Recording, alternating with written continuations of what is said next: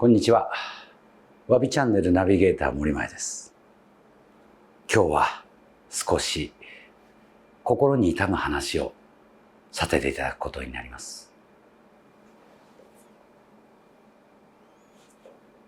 中品の盆栽、赤松、五葉松、みんなそれぞれの姿を持って何十年もプロや愛好家が作ったものです。価値観で言えば赤松が45万、この大阪松と言われる五葉松が23万、山鳥の値上がり圏外のこの五葉松が38万、みんな大切に何年も何年も手入れと水かけをして作った木です。今このような木が朝起きると棚から消え、どこかに消える。つまり盗難ですね。これが日本全国の盆栽園、果ては愛好家の皆さんの棚にまでその被害が広がっています。一番初め、ちょうど1年半ほど前、ある有名な盆栽がその被害に遭いました。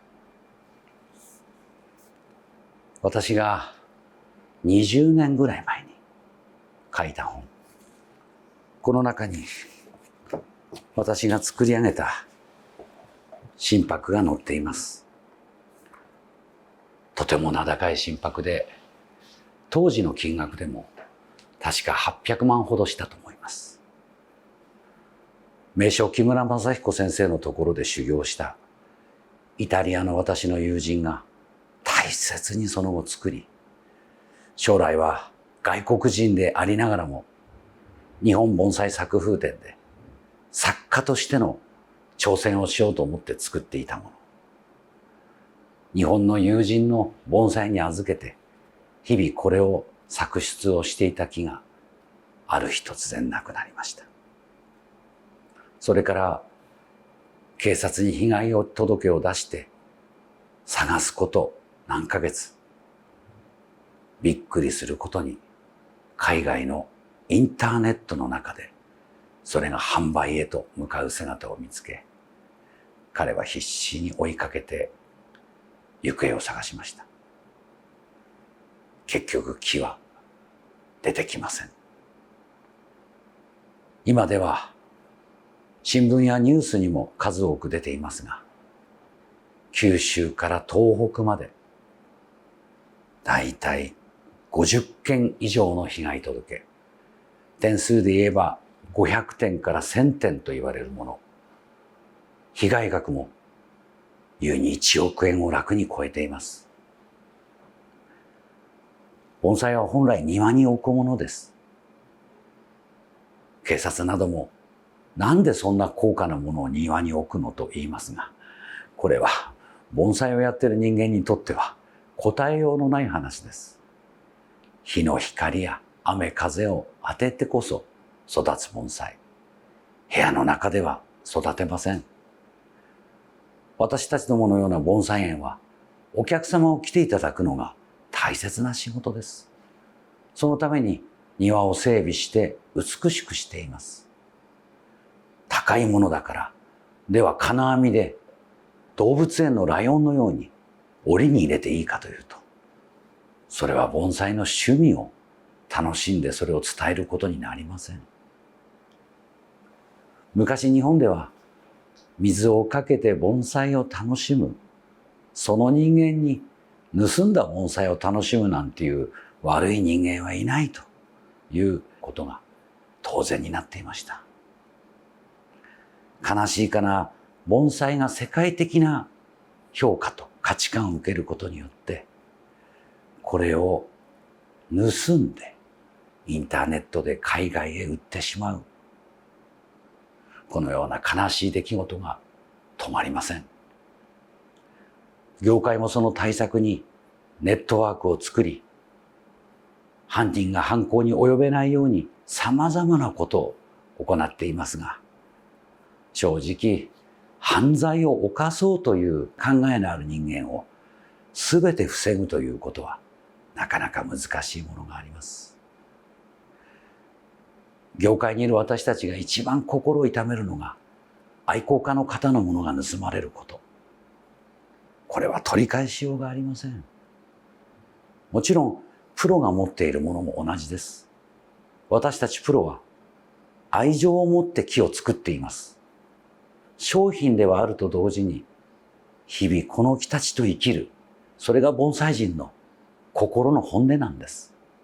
その中に盗んで売る、自分たちの人生の考え方になかった出来事が今訪れています。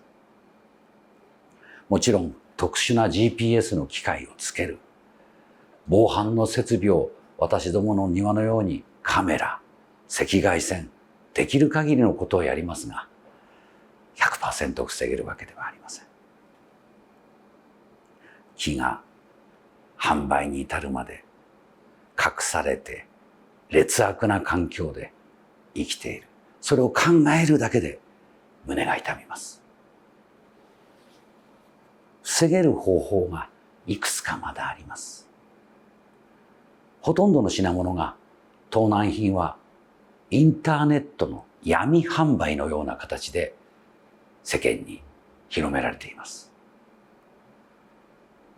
犯罪を犯す彼らは、もちろん愛情は二の次でしょう。売ってお金にする。もちろん盗んだものですから、ただですから、売れたお金が入ればいいということかもしれません。それを防ぐには、そこへ求める愛好家がいなければいいんです。つい最近も、日本の有名な作家の先生のところに盗難が入りました。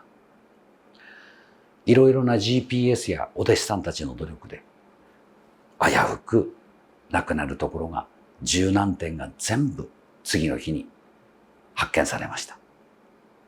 ただ調べると、海外の方がすでにサイトで安いと言ってお買い上げになって、言われるままに銀行口座に振り込みをしてしまったそうです。ただしこれは犯罪での出来事ですので、その方も結局被害者ということになります。盆栽を愛する世界の方々に伝えたいのは、きちんとした盆栽園、きちんとした名前のあるプロ、そういう信用のおけるところから、ぜひウェブサイトでの販売も利用してほしいということです。見たことも聞いたこともないところから、突然いいなという木が安いなという値段で売っている。十分気をつけてほしいんです。趣味者として立派にやってる方が結局犯罪者に手を貸していることになってしまいます。そういうものは買わない。盗難がないようにするには、買う方がそれを注意する。残念ながらそれも大切な方法になっています。考えてください。